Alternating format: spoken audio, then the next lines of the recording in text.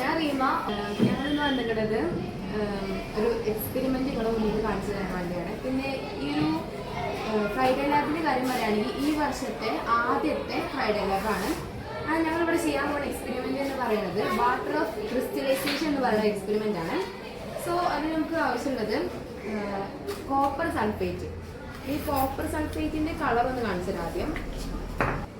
So ഇതാണ് copper sulphate എന്ന് പറയുന്നത്. നിങ്ങൾ ഇതിന്റെ കളർ ശ്രദ്ധിച്ചാൽ അതേമാതിരി ഇതിന്റെ സ്ട്രക്ചർ ഇതൊരു ക്രിസ്റ്റൽ ടൈപ്പ് സ്ട്രക്ചർ ആണ്. അതുപോലെ തന്നെ ബ്ലൂ കളറാണ്. ഓക്കെ, ആഡ് ചെയ്യാണ് ഈ ഒരു ബോയിലിംഗ് ട്യൂബിലേക്ക്. കേട്ടോ,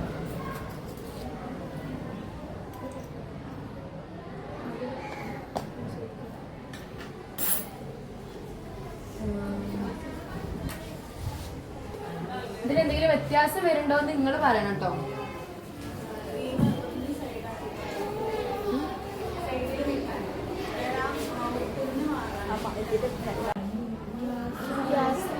ഗ്യാസോ അത് പറയാ സൈഡിലായിട്ട് വാട്ടർ വെരി ഗുഡ്. ഉസ്വല് പറഞ്ഞ കറക്റ്റ് ഒബ്സർവേഷൻ. ഇപ്പൊ നിങ്ങൾ ഇങ്ങനെ എക്സ്പെരിമെന്റ് ഒക്കെ ചെയ്യുമ്പോൾ നന്നായിട്ട് ഒബ്സർവ് ചെയ്യണം കേട്ടോ. അവിടെ എന്തൊക്കെ ഇപ്പൊ ചേഞ്ച് കാണണേ?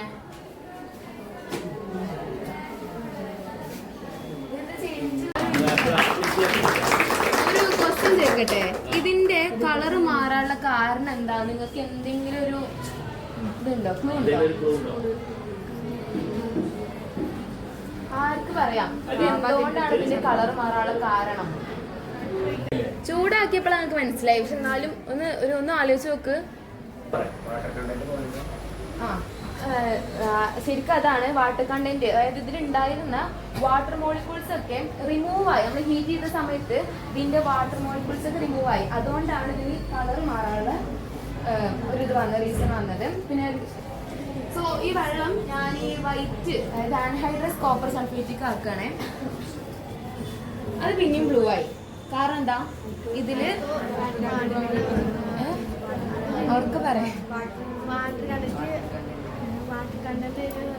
അതായത് ഒരു ഓക്സിജനും 2 ഹൈഡ്രജനും ഇങ്ങനെ ചേർന്ന് ഇങ്ങനെ ഒരു സ്ട്രക്ചർ ആയിട്ട് ഇങ്ങനെ നിൽക്കുന്നതായിരിക്കും ഓരോ മോളിക്യൂളും. നമ്മൾ അതിന് പറയാം മോളിക്യൂളാർ സ്ട്രക്ചർ എന്നാണ്. നമ്മളിത് ചൂടാക്കുമ്പോൾ അതിന് വാട്ടർ മോളിക്യൂളാണ് പോകും.